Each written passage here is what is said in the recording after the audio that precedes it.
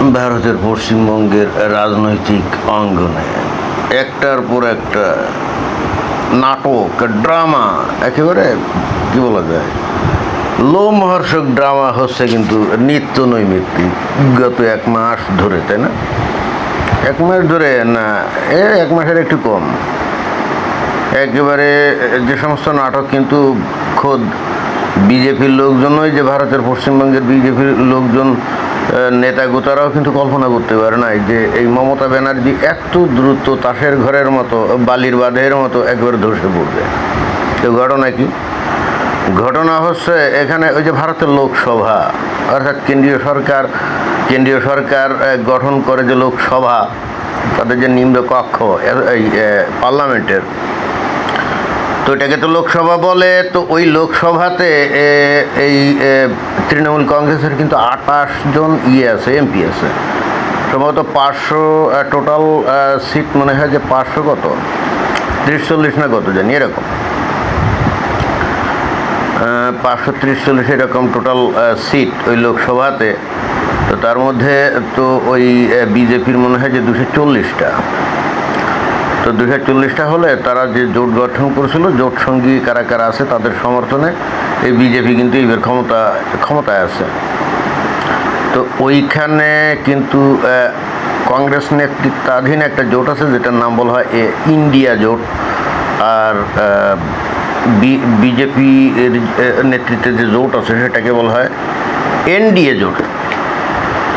তো যাই হোক, দুইটা জোট করে এতে কোনো সন্দেহ নাই, মানে এতে কোনো অসুবিধা নাই।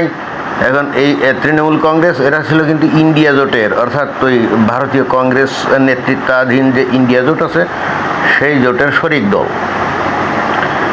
এখন পশ্চিমবঙ্গে যখন ভূমিধ্বস বিজয় হয়েছে এই যে বিজেপির, এবং মমতা বন্দ্যোপাধ্যায় যখন বিধায়ক হিসেবে নির্বাচিতও হতে পারে নাই, আর ওদিকে লোকসভায় তো উনি সদস্য হিসেবে না, এতদিন যেহেতু মুখ্যমন্ত্রী হিসেবে ছিলেন, মানে তার একুলিকুল দুই কুলি কিন্তু গেছে।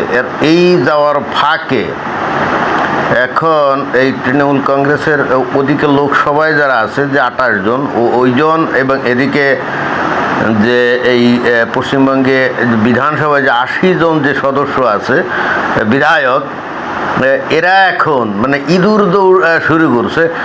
মানে অনেকটা ভীমরুলের তাকে ঘা দিলে কে কোথায়, মানে ভীমরুল কোন দিকে পালাবে বা কোন দিকে ছুটবে, অনেকটা এরকম পরিস্থিতি হয় না? তো এই তৃণমূল কংগ্রেসের অবস্থা এখন তাই। ওদের এই বিধানসভার যে 80 জন বিধায়ক, তার মধ্যে 60 জন অলরেডি দল ত্যাগ করে তারা নতুন করছে। তারা বলছে যে তারাই হলো অরিজিনাল তৃণমূল কংগ্রেসের ব্রাত, ওই কি জানি একজন কি ভট্টাচার্য, নামটা ভুলে গেলাম। তো তারা 60 জন অলরেডি অনাস্থা প্রকাশ করছে এই মমতা ব্যানার্জি এবং ওই কি অভিষেক ব্যানার্জি, তার এগেনস্টে। তো এখানে তো মার খেয়েছে, এটা তো পুরনো খবর। এখন নতুন খবর হলো যে জাস্ট এই আজকে দিল্লিতে 28 জন লোকসভার সদস্য যারা নাকি এই বিজেপি বলছি, এই তৃণমূল কংগ্রেস যার নেতৃত্বে আছে আবার ওই যে অভিষেক ব্যানার্জি, সেও কিন্তু একজন লোকসভার সদস্য, এমপি।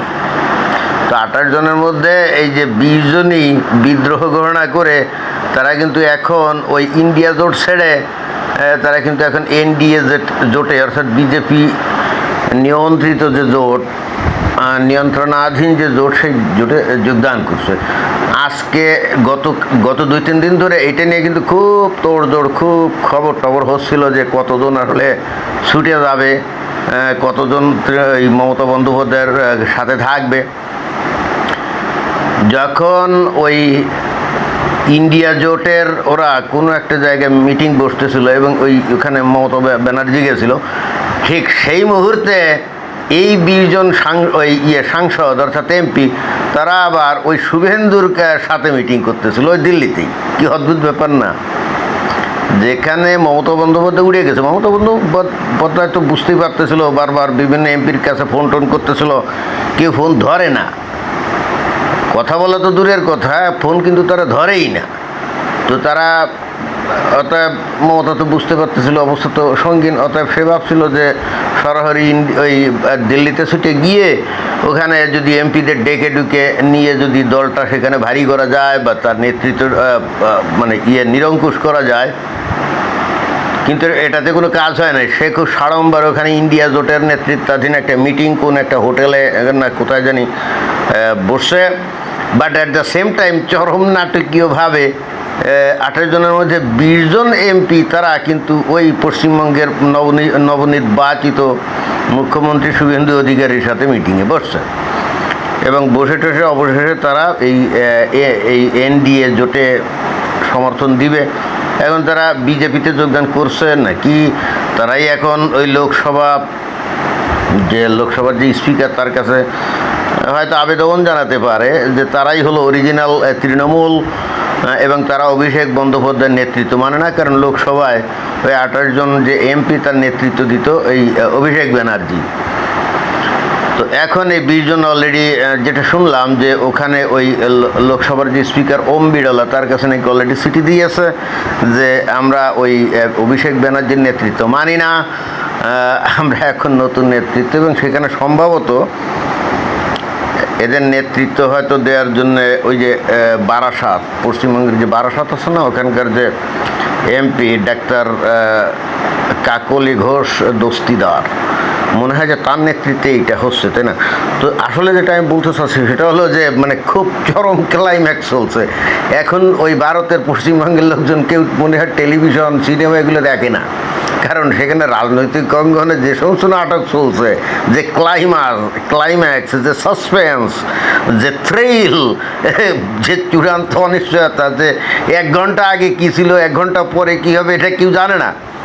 তো লোকজন মনে হয় এনজয় করছে যে এখন আর তারা ওই টেলিভিশনে অথবা সিনেমা হলে গিয়ে সিনেমা দেখে, আমার তো মনে হয় না, কারণ রাজনৈতিক অঙ্গনে যে সিনেমা চলতেছে এর সাহিত্যে মজাদার উপভোগ্য সিনেমা পশ্চিমবঙ্গের ইতিহাসে, আসলে পশ্চিমবঙ্গের ইতিহাস কেন গোটা ভারতের ইতিহাসে কখনো হয়েছে বলে তো মনে হয় না। তো ফলে আমসালা দুটোই কিন্তু গেল এই যে এই মমতা বন্দ্যোপাধ্যায়ের। চিন্তা করে দেখেন যে মমতা বন্দ্যোপাধ্যায় ওই বামফ্রন্টের আমলে যখন কোনো জায়গায় মিটিং করতো তখন তো খালি তার নাম শুনে লক্ষ লক্ষ লোক জড়ো হতো, তাই না? তার একটা আলাদা জনপ্রিয়তা ছিল। সেই একজন ব্যক্তি শুধুমাত্র একটা লোককে ফেভার করতে গিয়ে, এবং সেই লোকটা যদি যোগ্য লোক হতো তাহলেও কিন্তু কোনো সমস্যা ছিল না।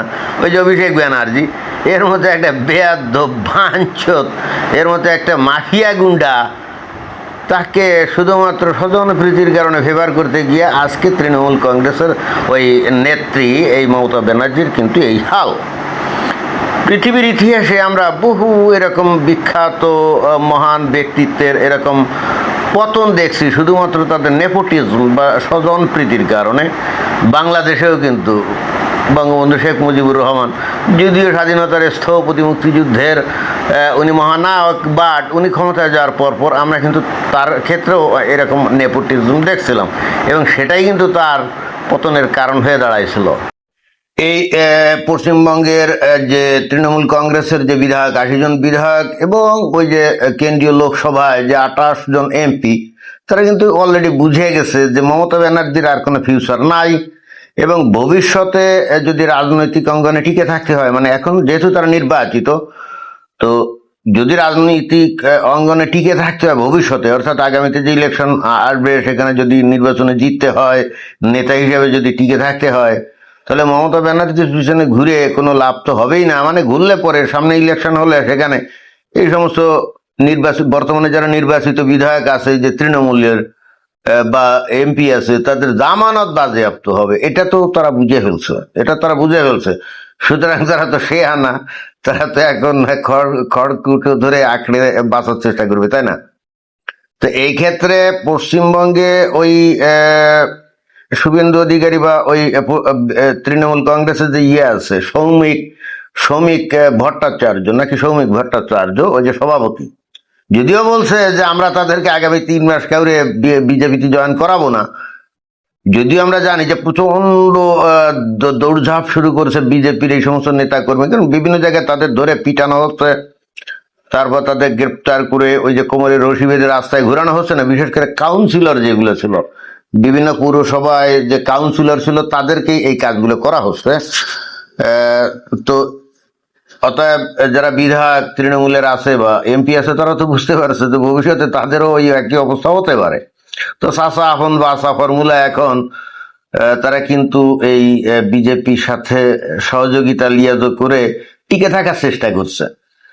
আর ওই লোকসভা এবং যদিও যে রাজ্যসভা যদিও পশ্চিমবঙ্গের এই শুভেন্দু অধিকারী বা শ্রমিক ভট্টাচার্য বলছে যে এদেরকে বিজেপিতে নেওয়া হবে না, বাট ওই যে লোকসভা যেহেতু 28 জন ইয়ে আছে, এমপি আছে, তার 20 জন যদি এখন এই বিজেপি নেতৃত্বাধীন দলে ঢুকতে চায়, সেক্ষেত্রে কিন্তু কেন্দ্রীয়ভাবে বিজেপি নেতৃত্ব কিন্তু তাদেরকে লুফে নিবে। অর্থাৎ এই 20 জন যে এমপি এই তৃণমূল কংগ্রেসের এখানে যাদের এই যে নামটাম আছে, তো এরা যদি এই এনডিএ অর্থাৎ বিজেপির দিকে ঢুকতে চায় বা বিজেপিতে ঢুকতে চায়, সেক্ষেত্রে কেন্দ্রীয় অর্থাৎ সর্বভারতীয় বিজেপির নেতৃত্বের কিন্তু আপত্তি নেই। কারণ ওই লোকসভায় বিজেপির তো নিরঙ্কুশ সংখ্যাগরিষ্ঠ নয়, 240টা সিট আছে, তাই না? তাকে তো অন্য শরিক দলের সমর্থনে সরকার গঠন করতে হয়েছে। তো সেক্ষেত্রে যদি 20টা সিট ওখানে আরও যুক্ত হয়, তাহলে 260 হয়ে যায় না? 260 হয়ে গেলে এক্ষেত্রে ওই বিজেপির অনেক সুবিধা হয়, তাদের বিভিন্ন আইন কানুন পাস টাস করাতে লোকসভায় তাদের শক্তি কিন্তু অনেক বাড়ে। এই জন্যে কিন্তু পশ্চিমবঙ্গের বিজেপি বলছে যে তৃণমূল কংগ্রেসের নেতাকর্মীদেরকে আমরা ঢুকাবো না, বাট কেন্দ্রের চিত্র কিন্তু ভিন্ন। সেখানকার ক্ষেত্রে ওই অন্তত এমপিরা যদি বিজেপিতে যাইতে চায়, সেখানে কিন্তু স্বাগতম জানানোর জন্য তারা রেডি। বিষয়টা কিন্তু এরকম, এবং এটা আসলে প্রয়োজনের কারণেই রেডি, এবং সেটাই মনে হয় ঘটতে যাচ্ছে। এখন দেখা যাক কি হতে যাচ্ছে, আমরা অপেক্ষায় থাকলাম। তবে নাটক যে মারাত্মক জমে উঠছে, এবং এই নাটকের কারণে এখন সিনেমা বা ওই টেলিভিশনের পর্দায় ওই নাটক দেখায় যে ভাটা পড়ছে, আমার কাছে এতে কোনো সন্দেহ নেই। ধন্যবাদ।